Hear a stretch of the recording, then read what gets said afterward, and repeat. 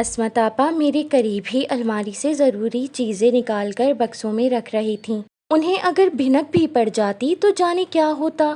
ہم اس روز دہلی کے لیے روانہ نہ ہو سکے، لیکن اس رات پورے گھر پر خوف طاری رہا۔ کہیں چونٹی بھی رینگتی نظر آتی تو ہلچل مچ جاتی، کسی کے ہاتھ پر مکھی بیٹھ جاتی تو وہ اچھلنے لگتا۔ ایسا خوف میں نے پہلی بار دیکھا اور محسوس کیا تھا۔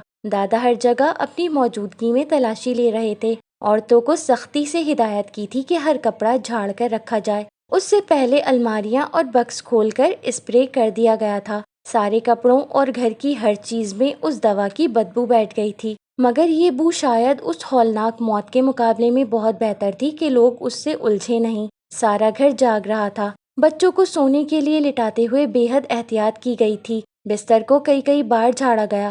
پلنگوں کے پائے کچی مٹی کے کنڈوں میں پانی بھر کر اس کے اندر رکھے گئے تھے کہ کوئی مکڑی پائے کے ذریعے اوپر نہ چڑھ سکے۔ اتنے بڑے گھر کے ہر سوراخ اور ہر گڑھے میں دادا نے چونا بھروا دیا تھا۔ فرش پر چونا بکھیر دیا گیا تھا۔ عجیب افراتفری مچی ہوئی تھی۔ میں فرحت سے اکیلے میں بات کرنے کے چکر میں لگا ہوا تھا۔ مجھے ڈر تھا کہ اس کے کمرے کی تلاشی میں کہیں صندوقچی سے وہ چین نہ نکل آئے۔ میں اسے کہنا چاہتا تھا کہ وہ اسے کچھ دیر کے لیے نکال لائے، بعد میں اسے چھپا دیں گے، مگر پتہ نہیں فرحت کہاں تھی۔ میں اسے ڈھونڈتا ہوا تحسین خالہ کے کمرے میں پہنچ گیا، جہاں وہ بی جان کی گود میں ان کے سینے سے سر ٹکائے آنکھیں موندے لیٹی تھی۔ کاکا جان کی ناک سرخ ہو رہی تھی، وہ بار بار رومال سے ناک رگڑ رہے تھے۔ بی جان کی آنکھیں بھیگی ہوئی تھیں، مگر وہ خود پر قابو پائے ہوئے تھیں۔ مجھے دیکھ کر انہوں نے فرحت کو پیار کر کے قریب بٹھا دیا اور بولی، لو ضیا آ گیا، تم اس سے باتیں کرو، میں سامان سمیٹ لوں۔ فرحت نے مجھے دیکھا، پھر میری اور فرحت کی نگاہیں بی جان کا تعاقب کرنے لگیں۔ انہوں نے اور کاکا جان نے ہر کپڑا جھاڑ کر بکس میں رکھا، فرحت کی ضرورت کی چیزیں رکھیں، پھر شاید کاکا جان کی نگاہ اس چھجے پر پڑی جہاں سے وہ چھوٹی زنگ آلود صندوقچی نظر آ رہی تھی۔ وہ مسہری پر کھڑی ہوئی۔ میرا دل اچھل کر حلق میں آ گیا۔ میں نے فرحت کو کوہنی مار دی۔ وہ جلدی سے کھڑی ہو گئی اور بولی، کاکا جان وہ میری ہے، میری گڑیا کی۔ فرحت نے دونوں ہاتھ پھیلا دیے، امی نے دی تھی مجھے۔ ہائے میری بچی، ہائے میری چاند۔ کاکا جان کی محبت تو بالکل اندھی تھی شاید۔ انہوں نے صندوقچی کھول کر مکڑی تلاش کرنے کی کوشش بھی نہیں کی اور صندوقچی فرحت کی طرف بڑھا دی۔ میری جان میں جان آ گئی۔ فرحت نے تکیے کے نیچے رکھی ہوئی گڑیا نکال کر اس صندوقچی میں رکھ دی۔ میں نے جھانک کر اس چین کے متعلق اطمینان کر لیا تھا۔ میرے ہاتھ میں گڑیا کا سرخ جوڑا بھی تھا، وہ بھی فرحت نے مجھ سے لے کر اس صندوقچی میں رکھ دیا، اور اس کے چہرے پر ایسا اطمینان پھیل گیا جیسے ان حالات کے بدلے سودا مہنگا نہ ہو۔ میرے اندر آیا ہوا بھونچال ایک دم سکون میں تبدیل ہو گیا۔ میں نے اشاروں ہی اشاروں میں سمجھا دیا کہ اسے وہ اپنی جان سے زیادہ سنبھال کر رکھے۔ ویسے میرا خیال ہے کہ یہ بات اسے سمجھانے کی ضرورت نہیں تھی۔ بی جان نے زیادہ سامان نہیں لیا تھا۔ تحسین خالہ کی کچھ چیزیں یادگار کے طور پر لے لی تھیں، البتہ فرحت کا سارا ہی سامان سمیٹ لیا تھا۔ بی جان آپ بھی ہمارے ساتھ رہیں گی نا دہلی میں؟ نہیں بیٹا، ہم اپنے گھر جائیں گے، کاکا جان نے افسردگی سے کہا۔ بی جان آپ بھی وہیں چلیں نا، وہاں ماموں جان کے پاس رہ لیجیے گا۔ نہیں میرے چاند، اور تم کون سا ہمیشہ کے لیے جا رہے ہو، تم آ جانا میرے پاس۔ بی جان نے مجھے سینے سے لگا لیا۔ یہ بات میں نے اس وقت نوٹ کر لی تھی کہ ابا کے مرنے کے بعد سبھی مجھ سے پیار کرنے لگے تھے۔ پتہ نہیں شاید اس کی وجہ میرا یتیم ہو جانا تھا، گویا اس لحاظ سے میں پہلے کی نسبت زیادہ بہتر پوزیشن میں آ گیا تھا۔ خاص طور پر رضا بھائی اور شجاع بھائی کی ہر وقت کی ڈانٹ پھٹکار سے اب میری جان بالکل چھوٹ گئی تھی۔ ایک عصمت آپا تھیں جن کے انداز میں رتی برابر فرق نہیں پڑا تھا۔ خیر، یہ مجھے پتہ چل گیا کہ بی جان ہمارے ساتھ دہلی نہیں جا رہی اور فرحت کو بھی اپنے ساتھ اپنے گھر لے جا رہی ہیں۔ اس بات سے بڑا اطمینان مجھے یوں ہوا کہ اب چین کے یہاں سے برآمد ہونے کا خوف ختم ہو جائے گا۔ وہ میرے پاس ہوگی ہی نہیں تو برآمد کہاں سے ہوگی؟ دوسرا اطمینان مجھے یہ بھی تھا کہ فرحت اس کی حفاظت جی جان سے کرے گی۔ میں بے حد مطمئن ہو گیا تھا، مگر اس کے باوجود پتہ نہیں کیوں میرا دل گھبرا رہا تھا۔ ایسا لگ رہا تھا جیسے کچھ غلط ہو رہا ہے، کوئی ایسی بات جو سامنے نہیں آ رہی تھی، وہ مجھے بے چین کیے دے رہی تھی۔ تھوڑی دیر بعد ہی عصمت آپا مجھے تلاش کرتی ہوئی وہاں پہنچ گئیں اور حسب عادت میرا بازو پکڑ کر کھینچتے ہوئے مجھے اماں کے پاس لے جا کر پٹک دیا۔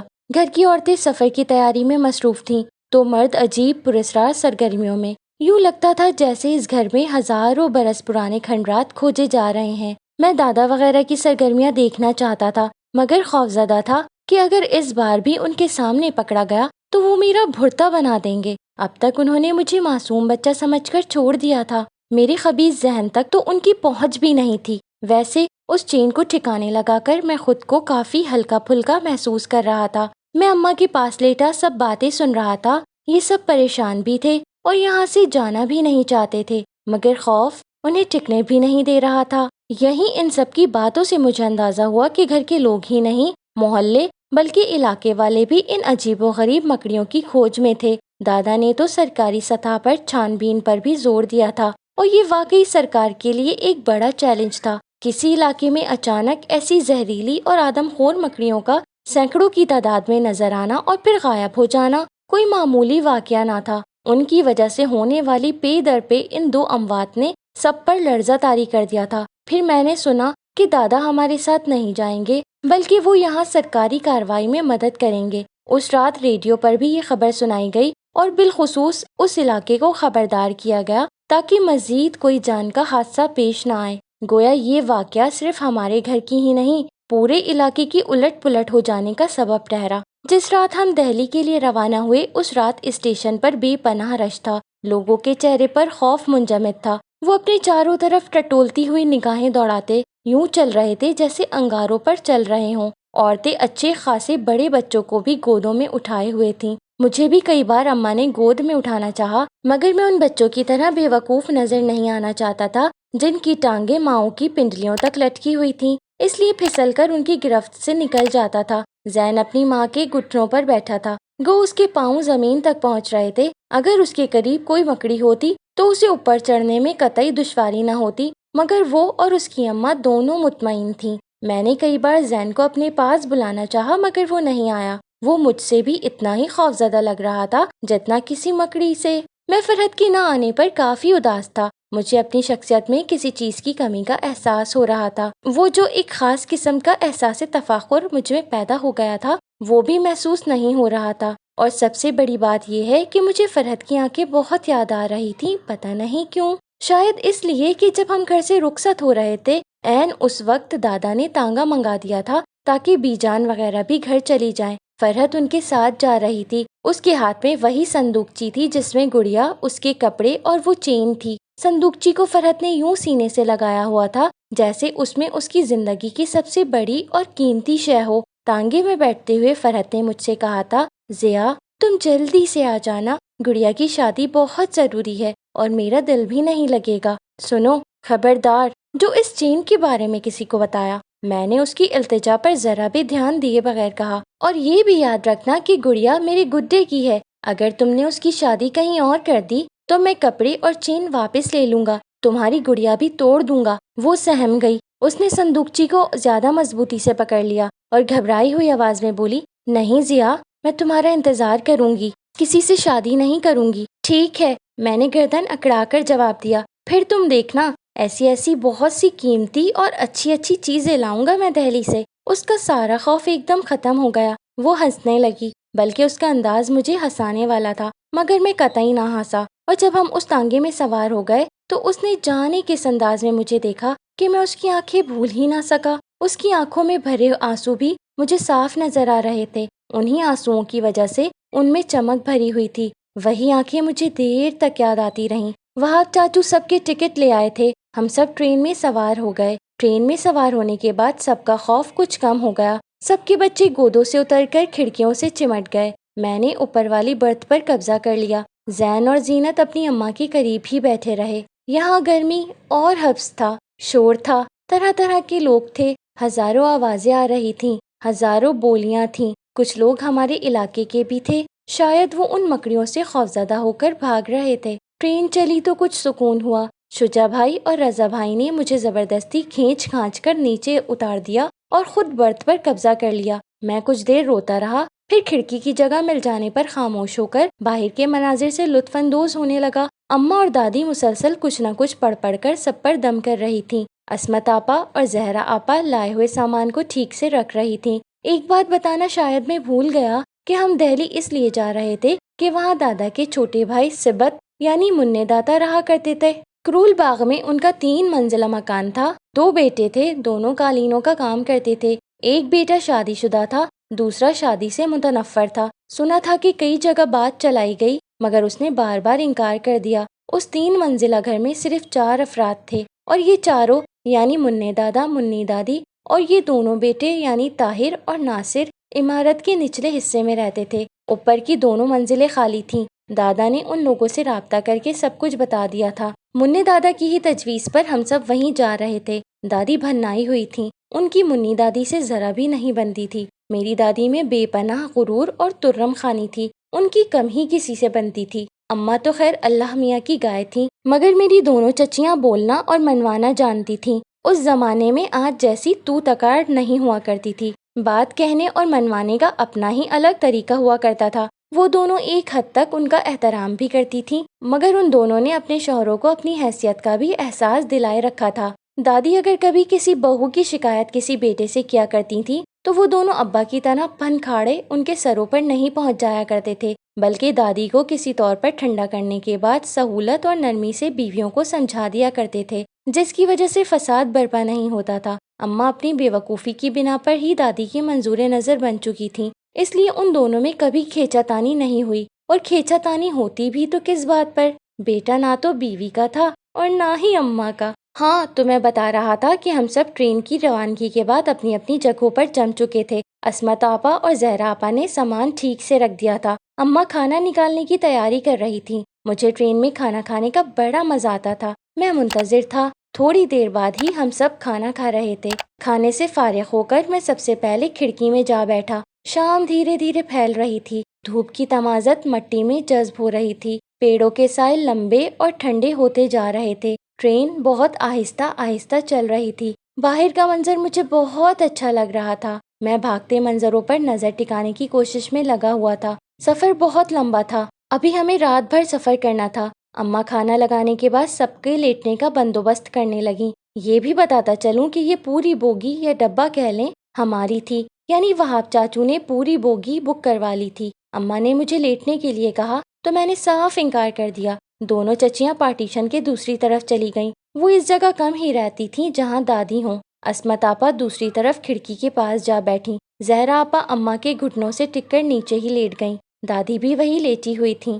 دادی اور اماں میں جانے کب خسر پسر شروع ہو گئی۔ زین اور زینت بھی دوسری طرف چچی کے پاس جا چکے تھے۔ زینت تو خیر چھوٹی تھی، مگر مجھے زین پر حیرت ہو رہی تھی، وہ نامعلوم کیوں مجھ سے اکھڑا ہوا تھا۔ یوں لگ رہا تھا جیسے تحسین خالہ اور بڑی بوا کو میں نے مارا ہو۔ میں نے کئی بار اسے اپنے پاس بلایا مگر وہ نہیں آیا۔ اس کا یہ رویہ مجھے تنہائی کا بے پناہ احساس دلا رہا تھا۔ فرحت اتنی ہی شدت سے یاد آ رہی تھی۔ مجھے یہ افسوس بھی تھا کہ تحسین خالہ کے بعد وہ بالکل اکیلی رہ گئی ہے۔ میں فرحت کو یاد کرنے لگا، اس کا چہرہ مجھے کھڑکی کے باہر فضاؤں میں تیرتا ہوا محسوس ہو رہا تھا۔ میں جانے کب تک اسی کیفیت میں رہا، چاروں طرف گہرا اندھیرا چھا گیا۔ اس لمحے مجھ پر ایک حیرت انگیز انکشاف ہوا، وہ یہ کہ میں گپ اندھیرے میں بھی دور تک ہر چیز کو بہت واضح دیکھ سکتا ہوں۔ شروع میں تو مجھے اپنی صلاحیت کا قطعی احساس نہیں ہوا، بلکہ یہ خیال ہی نہیں آیا کہ میں جو مناظر دیکھ رہا ہوں وہ اندھیرے میں ڈوبے ہوئے ہیں، یا جو چیز مجھے نظر آ رہی ہے